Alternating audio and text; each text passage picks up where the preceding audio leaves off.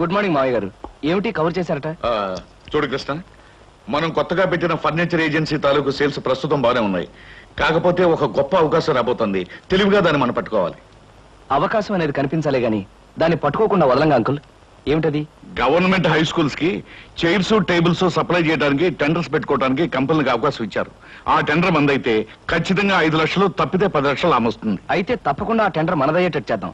కాకపోతే ఈ టెండర్ కోసం చాలా కంపెనీలు ప్రయత్నం చేస్తున్నాయి. వాళ్ళందరికంటే తక్కువ కొటేషన్ తో మనం టెండర్ పెట్టాలి. ఇదిగో నేను అనుకుంటున్న ఫిగర్. Very good uncle.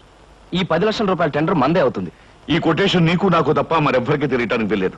ఎవరికైనా తెలిస్తే తక్కువ పెట్టి ఈ టెండర్ కొట్టేయడానికి ప్రయత్నిస్తారు. అందుచేత ఎవ్వరికి తెలియకూడదు. ఆఖరికి అమ్మాయి సీత కూడా. అలాగే uncle. Hello, Mahalakshmi agencies proprietor Gopalarao speaking. ఏంటి, ధనలక్ష్మి ఏజెన్సీ వాళ్ళు కూడా టెండర్ వదులుతున్నారా? కొటేషన్ ఎంత? బా, నువ్వు చెప్పినట్టు రహస్యం బయటకు పక్కనివ్వలేవయ్యా. ఎంతో చెప్పు, నేను ఎంత కొటేషన్ ప్లేస్ చేయాలో నాకు తెలుస్తుంది. ఎంత? 10 లక్షల. ఆల్ రైట్, మిగతా విషయాలు నేను చూసుకుంటాను.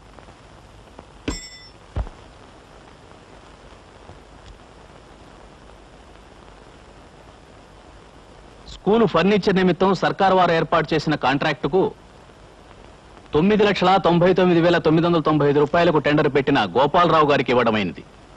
Don't talk mister Krishna. మన వ్యాపారానికి ఒక బంగారపు అవకాశమైన ఆ ఫర్నిచర్ టెండర్ ఆ గోపాలరావు ఏజెన్సీ చేజిక్కించుకుందంటే insult and defeat for us. నిజమే అంకుల్. మనం పెట్టిన కొటేషన్ కన్నా ఖచ్చితంగా 5 రూపాయలు తక్కువ కొటేషన్ ఇచ్చి ఆ గోపాలరావు ఈ టెండర్ ఎలా పట్టాడు నాకు అర్థం కావట్లేదు. అర్థం కావడానికి ఏముంది? మనం ఎంత అమౌంట్ కోట్ చేసి టెండర్ పెట్టామో అది గోపాలరావు తెలుసుకుని అందుకు 5 రూపాయల అమౌంట్ తక్కువ కోట్ చేసి టెండర్ కొట్టేశాడు. కానీ మనం ఎంతకు పెట్టామో అతనికి ఎలా తెలిసి ఉంటుంది? చిన్న ఇంటి వాసాలు లెక్క పెట్టేవాళ్ళు, నమ్మిన మనుషులు వెన్నుపోటు పొడిచేవాళ్ళు ఆఫీస్ లో ఉన్నప్పుడు తెలుసుకోవడానికి గోపాలరావుకి ఇది పెద్ద కష్టమైన పని ఏం కాదు. అంకుల్, ఏమిటి అలా మాట్లాడుతున్నారు? ఏమిటి మీ ఉద్దేశం? ఇంకా సూటిగా చెప్పంటావా? మన కొటేషన్ విషయం నువ్వే అతనికి తెలియజేసి ఉంటావు. అంకుల్, ఎస్, ఎంత డబ్బు టెండర్ పెట్టామో నీకు నాకు తప్ప మరొకరు ఎవరికి తెలియదు. ప్రొపరైటర్ నేను కనుక అవతల పార్టీకి ఎలాగో చెప్పను. ఇకపోతే మిగిలింది నువ్వు. నీ వల్ల అతనికి తెలిసి ఉండాలి. అంకుల్, ఈ కంపెనీ నాదే. ఇది బాగుండాలని వీధి వీధి తిరిగి ఈ కంపెనీ ఇంత అవడానికి కారకుండైన వాడిని నేను ఈ కంపెనీకి అన్యాయం చేశానంటారా? నమ్మకాన్ని, విశ్వాసాన్ని కూడా డబ్బు కమ్ముకునే రోజులవి. ఆ గోపాలరావు నీకు లక్షలు ఇస్తానో లేకపోతే తన కంపెనీలో వాటా ఇస్తానో ఆశపెట్టుంటాడు. దాంతో నువ్వు నన్నే మోసం చేయడానికి సిద్ధపడ్డా. తప్పు చెయ్యకుండా నిప్పులాగా బ్రతకాలనుకుంటున్నా నన్ను నీతి లేనివాడు, మోసగాడు అంటున్న మనిషి మీరు కాక మరొకరు అయినట్టయితే నేనేం చేసేవాడో నాకే తెలియదు. గుప్పెడు మెతుకులు తిన్నా కష్టార్జితంతో సంపాదించానే గాని మరొకరిని మోసం చేసి సంపాదించలేదు. అలాంటి నన్ను అనుమానించి అవమానిస్తున్న మీ దగ్గర ఇంకా నేను పనిచేస్తే నాకు సిగ్గు, లజ్జ, నీతి, నిజాయితీ లేనట్టే లెక్క. అందుకే ఈ క్షణంలోనే రిజైన్ చేస్తున్నాను.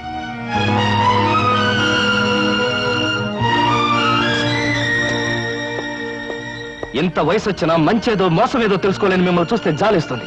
I feel sorry for you.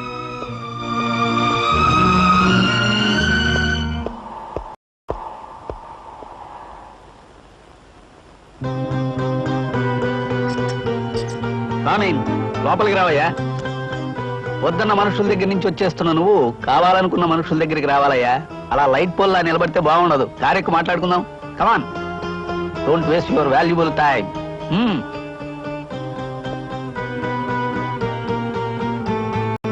Driver, కార్బని. గోపాలరావు, మా కొటేషన్ ఎంత అనేది మీకు ఎలా తెలిసింది? అది బిజినెస్ సీక్రెట్ అయ్యా. బుద్ధున్న బిజినెస్ మ్యాగ్నెట్ ఎవడు బయటికి చెప్పడు. చెప్పొద్దులండి. నన్ను ఎందుకు తీసుకెళ్తున్నారు అదేనా చెప్తారా? వరసకి మామ, వృత్తిలో బాగైన కోటేశ్వరరావు నిన్ను అరిచి కరిచినంత పనిచేస్తాడని నాకు ముందే తెలుసు. ఇలాంటి తెలివైన వాడిని తెలివి తక్కువగా వదులుకుంటున్నప్పుడు పట్టుకోవడమే నాలాంటి తెలివైన వాళ్ళ పద్ధతి. అంటే ఏమిటి మీ ఉద్దేశం? ఏముంది, నిన్ను మా కంపెనీకి జనరల్ మేనేజర్గా అపాయింట్ చేద్దాం అనుకుంటున్నాను. ఇప్పటి వరకు నువ్వు తీసుకున్న జీతం 2,000. నేను నీకు 5,000 ఇవ్వాలనుకుంటున్నాను. ముందు ముందు పెంచే ఉద్దేశం కూడా ఉంది. ఇక నా కంపెనీలో పనిచేయడానికి నీకు అభ్యంతరమే ఉంటుంది? అదృష్టం, అవకాశం నా రూపంలో నిన్ను వెతుక్కుంటూ వస్తే ఏదో ఆలోచించి వదులుకోవటం చాలా పొరపాటయ్యా. ఓకే అనేసి. ఓకే సార్, మీరిచ్చే ఆఫర్కి ఒప్పుకుంటున్నాను. లక్ష్మి, నేను అలా బయటకెళ్ళ. అమ్మా, అమ్మా, ఏమిట్రా గావు కేకలు? లక్ష్మి వాతం చేసుకుంటుంది. నేను చూస్తానుండు. పొద్దున్నే పెసరట్లు తింటుంటే ఎక్కువ తినకు అజీర్తి చేస్తుందని చెప్పాను. చెప్పిన మాట వినవా? చూడు ఎలా బాధపడుతున్నావు. నువ్వో తిక్కాడివి, తిన్నందువల్ల కాదురా వాంతులు. మరి దేనికి? నువ్వు తండ్రివి కాబోతున్నావు. అబ్బా, నేను తండ్రిని కావడం ఏంటే? నాకు ఆల్రెడీ ఓ తండ్రి ఏడ్చి చచ్చాడుగా. గంప పగులుతుంది.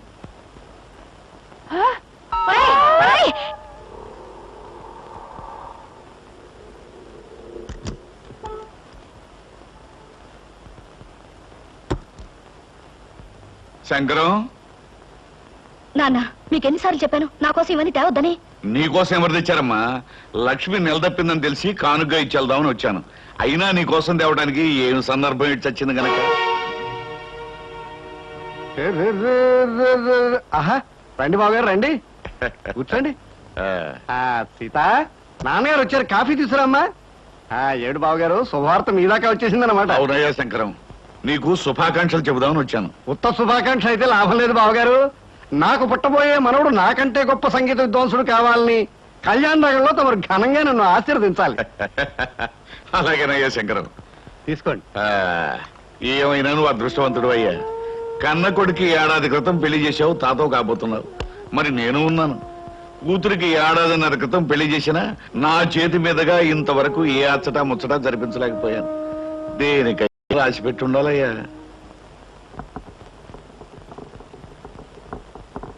అమ్మా సీత, నువ్వు ఇంకా ఇక్కడే కూర్చున్నావా? 5ంటికే పేరెంటాళ్ళు వచ్చేస్తారు. అందరిలోనూ లక్ష్మికి బొట్టు పెట్టి మొదటిసారి కొత్త చీర నువ్వే ఇవ్వాలి. అలాగే అత్తయ్య గారు. కాకపోతే పెద్దవారు మీ చేతి మీదుగా ఇస్తే? పెద్దవాళ్ళం మేము చూసి ఆనందిస్తాం.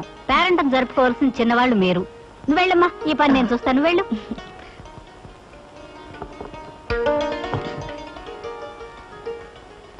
అందరి ముందు కూర్చోవలసిన లక్ష్మి ఇది కట్టుకుంటే బాగుంటుంది. ఏమిటి లక్ష్మి నువ్వు చెప్పేది? అవునండి, సాయంకాలం పేరెంటంలో మంచి బిడ్డను కనాలని నన్ను దీవించి మొదటిసారిగా నా చేతిలో చీర పెట్టమని మీ వదినికి పురమాయించింది మీ అమ్మ. అయితే దానికి ఎందుకు ఊరికే తెగులు తెగిన కోళ్ళ వరి అయిపోతావు? అయినా మహాలక్ష్మి లాంటి మా వదిన చేత్తో తీసుకోవడం మంచిదేగా. దాంట్లో తప్పేంటో నాకు అర్థం అవట్లేదు. మీదంతా ఒట్టి మట్టిబుర్రండి. మనకన్నా ముందు పెళ్ళైనా ఇంతవరకు పిల్లా పాపాలని గొడ్రాలావిడ. అలాంటి గొడ్రాల చేత పిల్లా పాప కోసం దీవెనలు అందుకోవడం అశుభం అండి. ఓహో అలాగా. సర్లే, అమ్మతో చెప్పి వదినికి వేరే పనులు పురమాయించమంటాను. నువ్వేం కంగారు పడుకో. మళ్ళీ రేపు వచ్చి పాఠం చెప్తానమ్మా. మంచిదండి. ఎంత నేర్చినా ఎంత చూచినా. శంకరయ్య గారు, శీఘ్రమేవో సంగీత ప్రాప్తిరస్తు. నాలాంటి మహావిద్వాంసులకు పాదాభందనం చేయడం మామూలు అనుకో. ఏమిటి, సంగీతం నేర్చుకోవాలి సరదా పుట్టిందా? నాకు సంగీతం నేర్పడం కదయ్యా బాబు, నా కాపురాన్ని కాపాడవయ్యా. ఏమిటయ్యా, నాకు పిల్లలు ఉండరన్నావు, దానికి పిల్లలు పుడతారన్నావు, సంగీతం పేరుతో దానికి దగ్గర అయ్యావు. ఇలా దాన్ని వల్లోకి లాక్కుని నాకు అన్యాయం చేయడం నీకు ధర్మమేనా చెప్పు? చీ, ఎంత మాట అన్నావయ్యా మన్మథరావు. నాకు అలాంటి దురుద్దేశాలు ఏవీ లేవయ్యా. నాకు కొడుకులున్నారు, ఉన్నారు, మహాలక్ష్మి లాంటి భార్య ఉంది. నాకు సంగీతం అంతగా రాకపోయినా కాస్తో కూస్తో సంస్కారం ఉందయ్యా. మరి నువ్వు చేస్తుంది ఏమిటయ్యా? చూడు మన్మథరావు, పేకాట అనే దురలవాటికి అలవాటు పడిపోయాను. ఎప్పటికప్పుడు డబ్బులు కావాలి. జాతకం అనే నెపంతో డబ్బులు సంపాదిస్తూ ఉంటాను. మీ ఆవిడ ముందు నోటికొచ్చిందల్లా కూసి అడపదడప చిల్లర పుచ్చుకుంటూ ఉంటాను. అంతేకాని కల్లో కూడా నాకు ఆవిడ మీద దురుద్దేశం ఏమీ లేదయ్యా. నువ్వు చెప్పేది నిజమా? నీ మీద ఒట్టు. అమ్మయ్యా, ఇప్పుడు నాకు మనశ్శాంతిగా ఉందయ్యా. చూడు శంకరయ్య, నీకు ఎప్పుడైనా డబ్బు కావాలంటే నన్ను అడుగు, నేను ఇస్తాను. అంతేనా? నువ్వే డబ్బులు ఇస్తూ ఉంటే సంగీత పాఠాలు ఎందుకు చెప్తానయ్యా? అయినా నా పిల్ల కూడా నాకు సంగీతం వచ్చు. ఎందరో మహా క్లబ్కు టైం అయింది. అలాగే, నమస్కారం.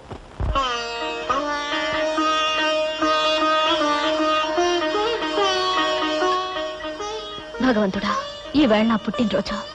ఇన్నేళ్లు నా పుట్టినరోజు ఒక పండుగలా జరిగేది. కానీ ఈ పుట్టినరోజు నేనెందుకు పుట్టానో అనిపిస్తుంది. ఇక ముందు ముందు నా పుట్టినరోజులు ఎలా జరుగుతాయో ఏమిటో, అంతా నీదయా. రండి బాబు గారు, రండి. మీ అమ్మ పుట్టినరోజున అశాంతంగా వచ్చారు. కూర్చోండి. సీత, సీత. ఏమిటి మావయ్య గారు? మీ నాన్నగారు వచ్చారమ్మా. నువ్వు మాట్లాడుతుండు, మీ అత్తయ్యతో చెప్పి కాఫీ పలహారాలు పంపిస్తాను. వెళ్ళమ్మా. ఈ ఇంట్లో పుట్టినరోజుకి పెద్ద ప్రత్యేకతలు ఉండవు నాన్న. మీరెందుకు ఇక్కడికి వచ్చారు? ఎవరి పుట్టినరోజుకి ఏ ప్రత్యేకత లేకపోయినా నా బిడ్డ పుట్టినరోజు నాకు ప్రత్యేకమైన రోజమ్మా. ప్రతి సంవత్సరం నీ పుట్టినరోజుకి ఏదో కానుకిచ్చేవాడిని. అలాగే ఈ సంవత్సరం కూడా నీకు ఇష్టమైన డైమండ్ నెక్లెస్ తీసుకొచ్చాను. బాగుంది నాన్న. దీని ఖరీదంతా? ఖరీదే ఉందమ్మా. అయినా కానుక తీసుకునేటప్పుడు ఖరీదు అడగడం ఏంటమ్మా? ఈ ఇంటి కోడలికి ఇంత ఖరీదైన నగలు పెట్టుకునే అర్హత లేదు నాన్న. తీసుకోండి. అమ్మా సీత, ఈ సీత కోటీశ్వరుడి కూతురు సీత కాదు నాన్న, ఒక కంపెనీలో ఉద్యోగస్తుడి భార్య. ఇంత విలువైన నగలు మీరు కానుక ఇచ్చినా కూడా నేను తీసుకోను. ప్లీజ్ తీసుకెళ్ళిపోండి. అది కాదమ్మా నేను చెప్పేది. మీరు ఇంకేం చెప్పక్కర్లేదు, నేను తీసుకోను. Please take it away. All right baby, ఇది నువ్వు ఎవరి చేత్తో ఏ విధంగా ఇస్తే తీసుకుంటావో నాకు తెలుసు. ఈ హారం నీ మెడలో వేసుకునేట్టు చేస్తాను.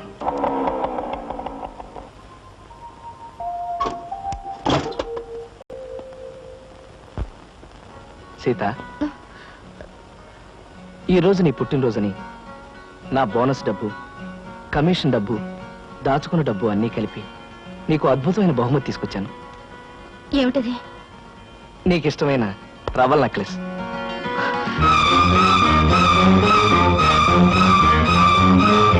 ఇది మీరు కొని తీసుకొచ్చారా? లేకపోతే కొట్లో కొట్టేసి తెచ్చానుకున్నావా? కాదా, పరాయి వాళ్ళ దగ్గర అడుక్కుని తెచ్చిచ్చారనుకుంటున్నాను. సీత, ఏమిటి నువ్వు అనేది? ఏమండి, మీ కష్టార్జితమైన సొమ్ముతో ఒక 100 రూపాయలు పెట్టి చీర తెచ్చిన ఆనందించేదాన్ని, లేక పావులా పెట్టి పువ్వులు తెచ్చిచ్చినా నేను సంతోషించేదాన్ని. అంతేగాని సిగ్గొదిలి ఎవరో కొన్న నగలు తీసుకొచ్చి అలవాటు ప్రకారం అబద్ధం చెప్పి నాకిద్దాం అనుకుని మిమ్మల్ని చూస్తుంటే ఒళ్ళు మండిపోతుంది. ఆ హారాన్ని చూస్తుంటే నాకు అసహ్యం వేస్తుంది. సీత, నువ్వు చాలా పొరపాటు పడుతున్నావు. భగవంతుడు సాక్షిగా ఈ హారాన్ని నేను కొని... ఆపండి. మీ అబద్ధాలకు ఆ దేవుణ్ణి సాక్షిగా పెట్టడానికి సిగ్గేయడం లేదు. ప్రేమ అబద్ధం, పెళ్లి అబద్ధం, కానుక అబద్ధం, ప్రతి దానికి అబద్ధం. మీరు మారాలనుకుని నేను మారటం నా బుద్ధి తక్కువ. చిచి, బుద్ధి తక్కువ తనం నీది కాదు, నాది. నిజమైన ప్రేమని, నిజాయితీ అయిన మనసుని అర్థం చేసుకోలేని నిన్ను నెత్తిన పెట్టి చూసుకోవటం నాది బుద్ధి తక్కువ. అనుక్షణం నా మనసును గాయపరుస్తున్నా ఓర్పుతో ఉండి నీ ప్రేమను పొందాలనుకోవడం నాది బుద్ధి తక్కువ. అసలు నీ కానుక తీసుకురావాలనుకోవడం నాది బుద్ధి తక్కువ. మనసనే అందమైన అద్దాన్ని భద్రంగా చూసుకోవడం పోయి దాన్ని బద్దలు కొట్టడమే జయంగా పెట్టుకున్న నిన్ను ఆ భగవంతుడు కూడా క్షమించడు. అమ్మా సీత, ఎన్ని పంతాలు పట్టింపులు ఉన్నా పుట్టినరోజు నాడు మీ నాన్నగారు స్వయంగా తీసుకొచ్చి ఇచ్చిన కానుకని కాదనకూడదమ్మా. ఆయన ఇస్తే తీసుకోలేదని మా చేత్తో ఇమ్మన్నారు. తీసుకోమ్మా.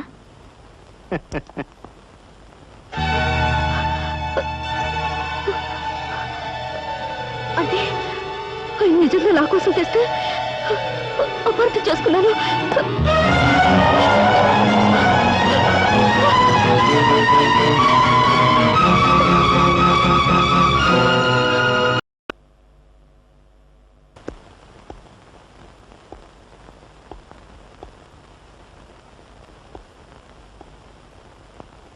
ఏమండి?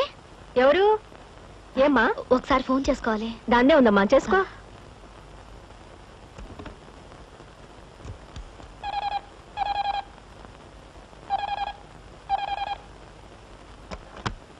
Hello, Ramakrishna speaking. నేనండి, సీతని. ఏమిటి అనుకోకుండా ఎక్కడికి ఫోన్ చేసావు? చేసిన పొరపాటు క్షమించమని అడుగుదామని. సీత, ఏమండి, ఎంతో ప్రేమతో మీరు తీసుకొచ్చిన నెక్లెస్ ని మా నాన్నగారు మీ చేత్తో ఇప్పించారని అపార్థం చేసుకుని వద్దన్నాను. తర్వాత నిజం తెలుసుకున్నాను. మీలాంటి మంచి మనిషిని ఎంతకాలం బాధ పెట్టినందుకు నన్ను క్షమించండి. అవే మాటలు సీత. ఆలుమగల మధ్య ఉండాల్సింది మన్నింపులు క్షమాపణలు కాదు, ప్రేమ, అనురాగం. ఈరోజు సాయంకాలం మీకు నచ్చిన చీర కట్టుకుని మీకోసం ఎదురు చూస్తుంటాను. తొందరగా రావాలి. తప్పకుండా వస్తాను సీత. ఈ రోజు మన జీవితంలో మరుపురాని రోజుగా మారాలి. అయితే 6 గంటలకు రావాలి. ఎంత పనున్నా, ఎలాంటి పరిస్థితి వచ్చినా మీరు వచ్చే తీరాలి. లేకపోతే నా మీద ఒట్టు. తప్పకుండా వస్తానుగా.